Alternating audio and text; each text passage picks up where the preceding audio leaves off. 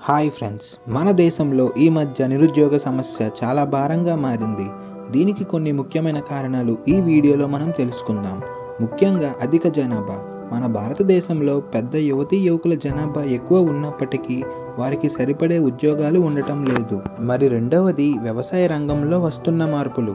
మన భారతదేశంలో ప్రధానంగా వ్యవసాయ రంగంపై ఆధారపడి ఉన్న దేశం కావడంతో ఈ రంగంలో మనకి వ్యవస్థాపక మార్పులు, అలాగే పర్యావరణ ప్రభావాలు మరియు యాంత్రికత వల్ల వ్యవసాయ ఉద్యోగాలు తగ్గిపోతున్నాయి. వ్యవసాయానికి సంబంధించి అధికంగా ఉన్న పని లభ్యత తగ్గిపోవడం వల్ల గ్రామీణ ప్రాంతాల నుండి నగరం వైపు యువత వలస వెళ్ళిపోతున్నారు. మరి మూడవ కారణం అదృశ్యమైన నైపుణ్యాలు. మన భారతదేశంలో చాలామంది విద్యార్థులు పాఠశాలలు అలాగే కళాశాలలో శిక్షణ పొందుతారు, కానీ ఉద్యోగ మార్కెట్లో అవసరమైన నైపుణ్యాలు లేకపోవడం వల్ల వారికి మంచి ఉద్యోగాలు లభించడం లేదు. అలాగే మన భారతదేశంలోని విద్యా విధానాలు చాలా వరకు పాత తరహా మరియు అవి మార్కెట్ అవసరాలకు సరిపోయిన విధంగా ఉండటం లేదు.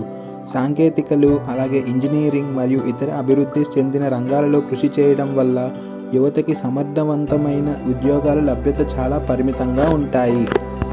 అలాగే ప్రభుత్వ రంగంలోని ఉద్యోగాల సంఖ్య తగ్గిపోవడం వల్ల కూడా ఈ అన్ఎంప్లాయ్మెంట్ పెరిగిపోతుంది. పాత తరహా ప్రభుత్వ సంస్థలు మూసివేయబడినప్పుడు అలాగే కొత్త అవకాశాలు కల్పించడం లేదనే అభిప్రాయం ప్రజల మధ్య పెరిగింది. 1980ల తరువాత ప్రభుత్వ రంగంలోని ఉద్యోగం పొందడం చాలా కష్టతరంగా మారింది. ఆరవ కారణం కనుక చూసినట్లయితే ప్రైవేట్ రంగంలోని అలాగే స్టార్టప్స్ వృద్ధి మరింత విస్తరించడానికి అవసరమైన శ్రద్ధ విధానాలు సరైనవి లేకపోవడం వల్ల ఈ రంగాలలో ఉద్యోగాల అవకాశాలు చాలా బాగుపడతాయనే భావన కనిపించడం లేదు. అలాగే మన భారతదేశంలో యువతి యొక్క పెద్ద జనాభా ఉన్నప్పటికీ ఉద్యోగ అవకాశాలకు ఉన్న పోటీ చాలా ఎక్కువ. యువతికి ఉద్యోగాలు కొన్నిటికంటే మరిన్ని డిమాండ్లు ఉంటున్నాయి, కానీ అందరికీ సరిపోయేలా ఉద్యోగాలు ఉండటం లేదు.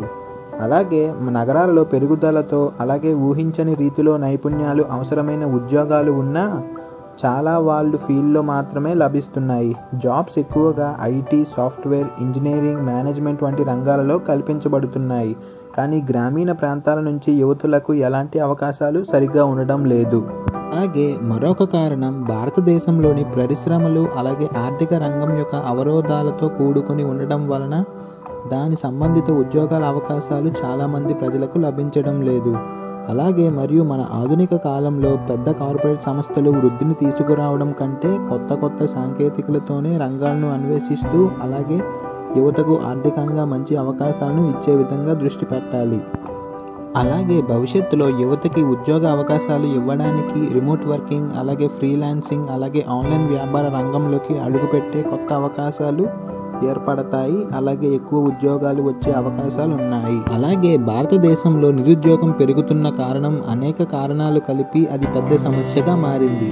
యువత సొంతంగా బిజినెస్లు అలాగే నైపుణ్యాలపై ఆధారపడడం అలాగే యువతని సామర్థ్యం పెంచడం ద్వారా సమస్యలపై దృష్టి పెడితే మన భవిష్యత్తులో ఈ సమస్యకు ఒక పరిష్కారం కనుగొనవచ్చు. ఈ వీడియో మీకు నచ్చినట్లయితే లైక్ చేయండి, షేర్ చేయండి. జై హింద్. Thank you.